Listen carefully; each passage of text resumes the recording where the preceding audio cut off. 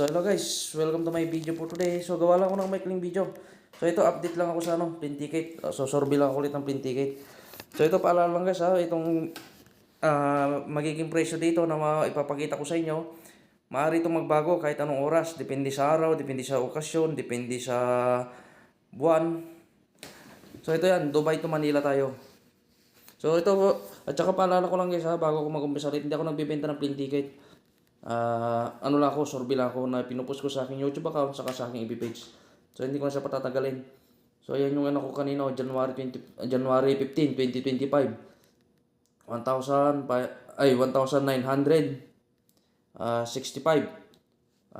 Arab Emirates dirhams o dirhams sa Dubai. So ayan halos pare-pares lang siya. Ito nabago na siya sa 11 ng January. Medyo mataas to sa mga una. Pero doon sa mga hanggang 22, medyo mura-mura pa siya. So lipat naman natin saka ano naman tayo, February, bago Valentine's Day. Bago Valentine's Day, so yan, 10. Search. Survey lang to guys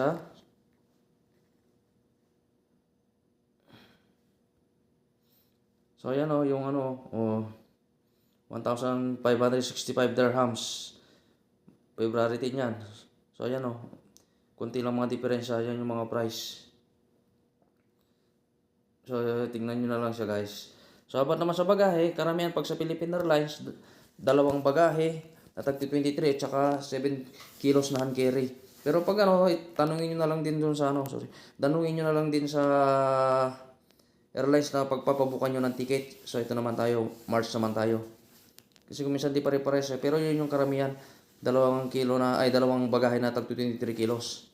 So March 10. Tsaka 7 kilo na hand carry. Sandali na ulit lang search natin yan.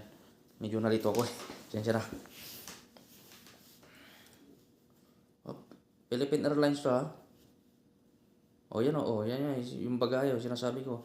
2 pieces of 23 kilos set. Tapos yung hand carry lang niya. So yan siya, 1,565 dirhams. So yan siya, halos pare-pares lang, kunti lang ang diferensya niya. So yan yung mga ibang price Yan 1,565 dirhams. So lipat naman tayo sa April. Ano bang maganda sa April? April 20 naman tayo, April 20. So paalala lang ulit guys hindi ako nagbebenta ng plane ticket So ayan 1,770 dirhams. So yan yung ibang presyo. Yan ang pinakamura, 1,780 dirhams. So March 20, so yun yung ibang flight nyo. So lipat din naman tayo sa May.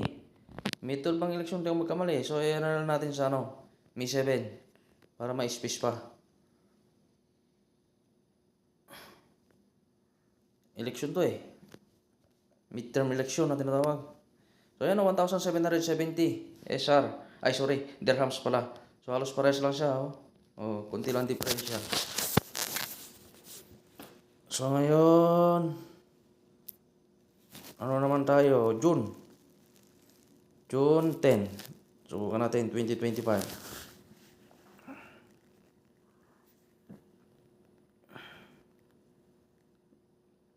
Ganun pa rin yung bagahe niya. So ito siya, 1,660 dirhams. So yan yung ibang presyo sa ibang dito, 11, 1,740. Ito ang pinakamahal sa June 13, 2,090. So yan yung ibang presyo. So talon na tayo sa July.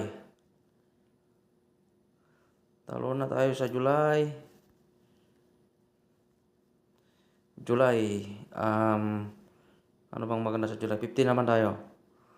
July 15.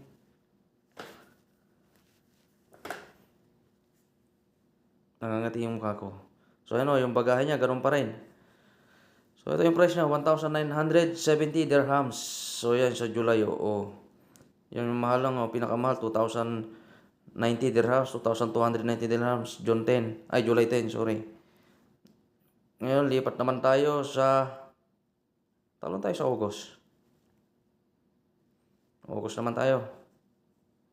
August 20.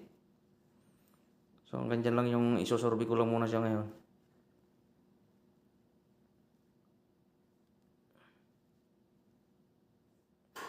So, ayan siya, 1,570. 1,570 dirhams. So, ayan yung ibang price, oh. So, hindi ko na siya, ano yun siya, guys. So, hanggang dyan lang yung isusurvey ko muna ngayon, guys. So, hanggang dyan lang aking video for today, guys. Maraming salamat, guys.